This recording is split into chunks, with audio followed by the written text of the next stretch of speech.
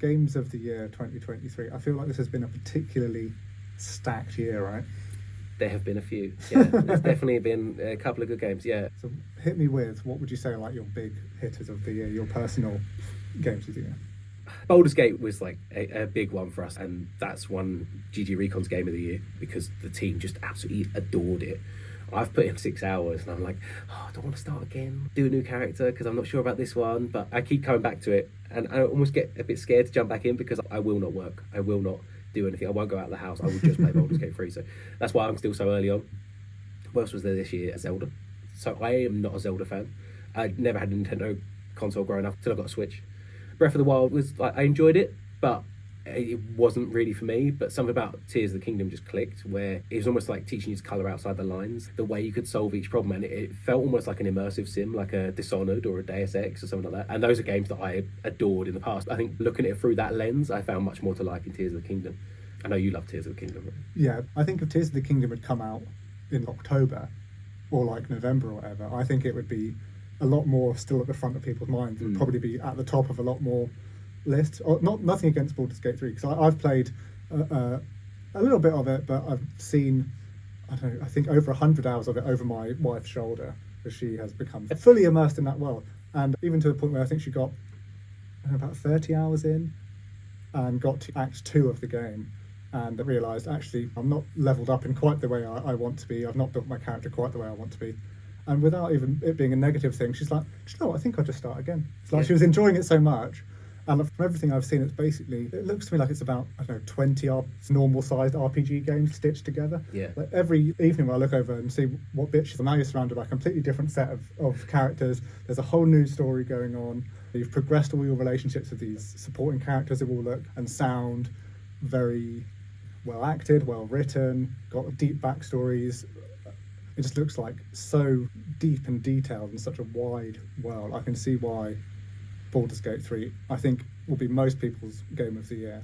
But in terms of ones I've personally enjoyed the most, I've spent more time with Zelda Tears of the Kingdom. I was absolutely blown away by it, because people were like, oh, they're just reusing the same map again. But actually, they've also got a pretty sizable sky map, like quite a few different islands that you can travel up to. And then you've got the full ground level map, which has been, as much as it's probably the same shape, every area has been redone and all the stories have moved along in all the different areas. But also there's this entire underground world. And the underground's quite scary as well, because you can only really stay there for a certain amount of time, really, can't you? And you have to find your own light sources. I always don't like going down. Yeah, it's not my favourite part. Again, like you were saying, I think the way that it teaches you to think outside the box. In Tears of the Kingdom, it's more, we're going to just repeatedly put you in scenarios where you can probably see straight away, oh, I need to get up there and press that button. But you've not given me anything to do that. But throughout the game, you learn these different abilities. You have one or two of them right at the start where you can move objects around and fuse them together and stuff. But what it actually wants you to do is be creative and be like, yeah, there's a button up on that ledge. We're not giving you a ladder. Do you want to build a flying device, or do you want to catapult yourself up there, or do you want to go around and find another way to get up there? And it's just like 1,000 little moments like that where it's like, you've not just, these days a lot of games will just put a little yellow rectangle on your screen and just point you, here's where the next thing is. Whereas Tears of the Kingdom is just like, you're in a situation, you can just run away if you want to, but you can probably work this out if you put your mind to it and think about the skills we've given you.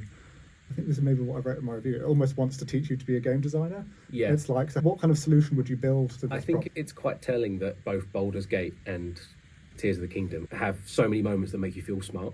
In reality, they've clearly accommodated every single play style, which is just almost mad. There was like that meme when Zelda came out where every puzzle solution was make a giant bridge. Like, make a giant bridge from one side of the map to the other, pretty much. And that was completely viable, just as much as what you're saying, catapulting yourself at something or making something fall on something else. And the physics of it were just so impressive as well. People were making Megazords and stuff, making like giant laser firing robots and stuff. I could barely make a bridge. But. Yeah, I was really happy that when I got like my first little boat together, and I was like, oh, that's good. And I got on the internet, and I was just like, oh, that's what people, as you say, people are literally making like mech suits and they work. It's like, really? Come on. I felt so smart until I went on the internet that day. I remember seeing one that was literally like a Avengers helicarrier type of thing. So it was like a flying platform that they had smaller little one-man ships. You could go up on your helicarrier and then fly your ship the rest of the way, kind of thing. I was like, yeah, I was proud of myself when I made a big box to climb on. When I made a step, yeah. So in this immense year of video games, what would you say is your personal game of the year? Oh, I can't decide. You put me right on the spot there. So the company line is Baldur's Gate 3. Yeah, the company line is Baldur's Gate 3, very closely followed by Zelda. I think for me, I might actually say Zelda myself, because it was, as someone who had no affinity for Zelda, it was so good that I'm now like, oh, I wonder what the next Zelda's going to do. And I'm like looking up the timeline and I'm like, oh my goodness, I've just like become a Zelda super fan just from one game.